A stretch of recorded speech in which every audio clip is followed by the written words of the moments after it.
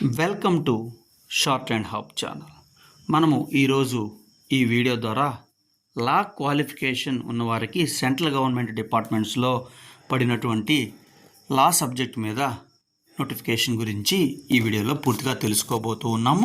మనము మన ఛానల్ ద్వారా కూడా type, shorthand, law graduates and staff నర్స్కు సంబంధించినటువంటి అన్ని అప్డేట్స్ అన్ని అందిస్తూ ఉన్నాము. సో ఇంట్రెస్ట్ ఉన్నటువంటి విద్యార్థులు కింద డిస్క్రిప్షన్లో ఉన్నటువంటి లింక్స్లో జాయిన్ అయ్యి పూర్తి అప్డేట్స్ తీసుకోవచ్చు.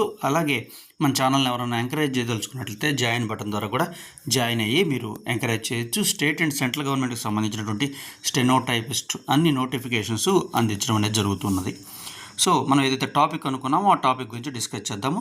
యూనియన్ పబ్లిక్ సర్వీస్ కమిషన్ విడుదల చేసినటువంటి అధికారిక అడ్వర్టైజ్మెంట్ 7/2026 ద్వారా లా గ్రాడ్యుయేట్స్ LLB కోసం కేంద్ర ప్రభుత్వ ఉద్యోగాల భర్తీ ప్రక్రియ అనేది స్టార్ట్ అయింది.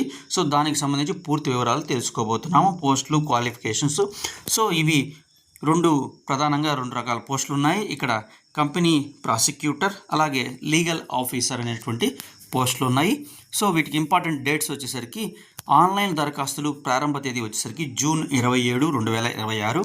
దరఖాస్తుకు చివరి తేదీ వచ్చేసరికి జూలై 17, 2026 సాయంత్రం 6 గంటల వరకు కూడా మీరు ఈ అప్లికేషన్స్ అనేది సబ్మిట్ చేయవచ్చు. వయో పరిమితి వచ్చేసరికి జనరల్ మరియు ఈడబ్ల్యూఎస్ అభ్యర్థులకు గరిష్టంగా 30 నుంచి 35 సంవత్సరాలు పోస్టును బట్టి మారుతూ ఉంటుంది. అంటే కంపెనీ ప్రాసిక్యూటర్ కానీ లేకపోతే లీగల్ ఆఫీసర్ కానీ. సో అలాగే ఓబీసీ అభ్యర్థులకు 3 సంవత్సరాలు, SC/ST అభ్యర్థులకు 5 సంవత్సరాల పాటు ప్రభుత్వ నిబంధనల ప్రకారం అనేది ఈ ఏజ్ రిలాక్సేషన్ అనేది ఉంటుంది. అలాగే భారతీయ పౌరులు ఎవరైనా సరే దీన్ని అప్లై చేయొచ్చు. ఇవి పర్మనెంట్ జాబ్స్. సో పురుషులు, మహిళలు ఎవరైనా సరే అప్లై చేసుకోవచ్చు. పర్టికులర్గా కూడా తెలంగాణ, ఆంధ్ర వారు కూడా అప్లై చేసుకోవచ్చు. సో ఇది పూర్తిగా కేంద్ర ప్రభుత్వానికి సంబంధించినటువంటి పోస్టు కాబట్టి దానికి సంబంధించినటువంటి పే లెవెల్స్, అలాగే అదర్ అలవెన్సెస్ అన్నీ ఉంటాయి. దీనికి ప్రొబేషన్ పీరియడ్ అనేది ఉంటుంది. ఆ ప్రొబేషన్ పీరియడ్ కంప్లీట్ అయిన తర్వాత మాత్రమే మీ జాబ్ అనేది పర్మనెంట్ అవుతుంది. సో ఈ కంపెనీ ప్రాసిక్యూషన్ పోస్ట్కి వచ్చేసరికి 7వ వేతనం ప్రకారం కూడా పే లెవెల్ కిందకు వస్తాయి. అన్ని అలవెన్స్లు, DA, HRA ఇవన్నీ కలుపుకొని 65,000 నుంచి 80,000 వరకు ఉంటుంది. లీగల్ ఆఫీసర్ పోస్టుకు పే లెవెల్ 10 పే స్కేల్ ఉంటుంది. సో ఒక పోస్టుకు వచ్చేసరికి పే లెవెల్ 7, ఇంకో దానికి పే లెవెల్ 10 అనేది ఉంటుంది. కంపెనీ ప్రాసిక్యూటర్ వచ్చేసరికి ఇది డిపార్ట్మెంట్ కార్పొరేట్ వ్యవహారాల మంత్రిత్వ శాఖ, మినిస్ట్రీ ఆఫ్ కార్పొరేట్ అఫైర్స్. ఇక్కడ 18 పోస్టులు ఉన్నాయి.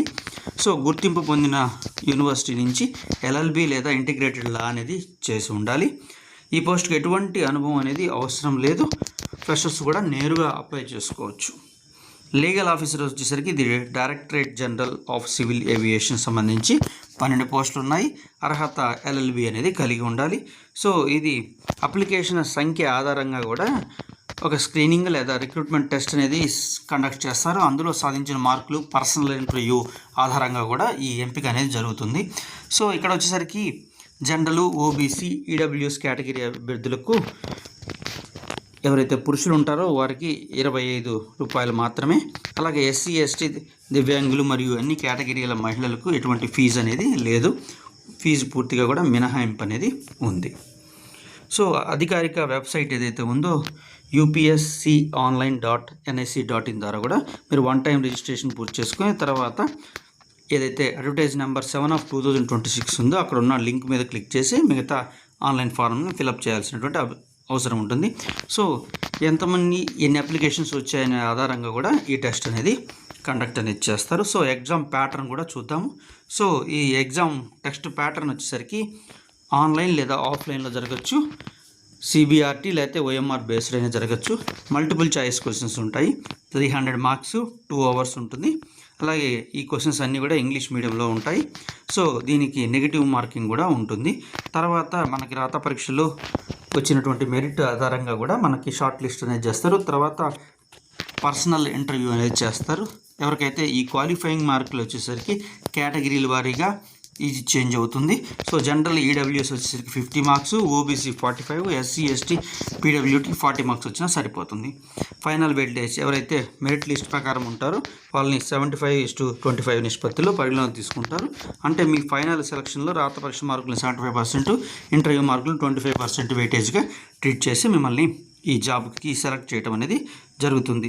సో ఇక్కడ సిలబస్ వచ్చేసరికి ఈ లా ఆఫీసర్ మరియు కంపెనీ ప్రాసిక్యూటర్ పోస్టుల సిలబస్ వచ్చేసరికి కాన్స్టిట్యూషన్ లా, భారత రాజ్యాంగము, ప్రాథమిక హక్కులు, కేంద్ర రాష్ట్ర సంబంధాలు మరియు న్యాయ వ్యవస్థ, అలాగే కార్పొరేట్ కమర్షియల్ లాస్, కంపెనీల చట్టాలు, లిమిటెడ్ లయబిలిటీ పార్ట్నర్షిప్ మరియు ఇన్సాల్వెన్సీ అండ్ బ్యాంక్రప్టసీ కింద కూడా ఉంటుంది.